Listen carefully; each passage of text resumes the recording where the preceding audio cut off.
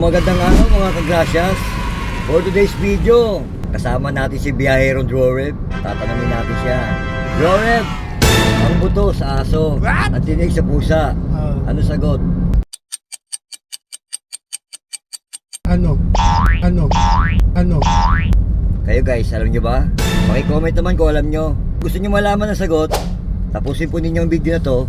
Pero sa ngayon, mag-deliver po muna kami ng electric wheelchair reclining backpad sa Eastwood, Quezon City. Tara guys, samahan niyo kami. Mapagpalang araw sa inyo mga kagrasyas. Kumusta po kayo? Sana po ay nasa mabuti kayong kalagayan ngayon. Sa mga interesado po sa aming mobility scooter at electric wheelchair, mangyari po lamang na mag-comment kayo sa comment section o tumawag kayo sa mga number na makikita ninyo sa dulo ng bidyong ito. Pwede rin po kayo mag-message sa aming FB account, TikTok account at Instagram account. Pwede po sa amin ng home credit card, cash, GCash at bank transfer. Tara po guys, ating panoorin ang pag-testing sa electric wheelchair reclining backpad. Maraming salamat po. Ang ating pong electric wheelchair reclining backpad Fly Brother ay pwedeng magkarga ng 150 kilos na pasahero. Gawa po siya sa aluminum alloy frame, 28 kilos ang timbang at pwede po siyang gamitin sa airlines.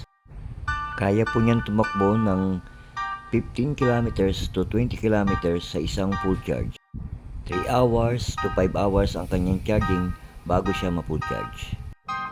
Meron siyang wireless remote at kaya niyang umikot ng 360 degree. Lithium ang kanyang battery at pwede po siyang itulak sa oras na ito ay malobat. Pwede ito sa mall, groceries, hospital at kayang buhatin ng isang tao kapag ikakarga sa sasakyan. So, sa akin mag-deliver guys. Pauwi na po kami. Ayan po, hindi po kinuha yung box.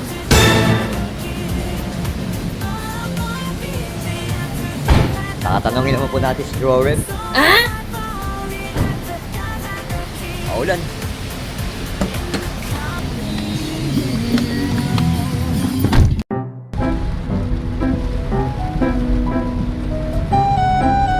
Droreb! Alam mo na ba ang sagot sa tanong? Ang buto sa aso, ang tinig sa pusa, ano sagot?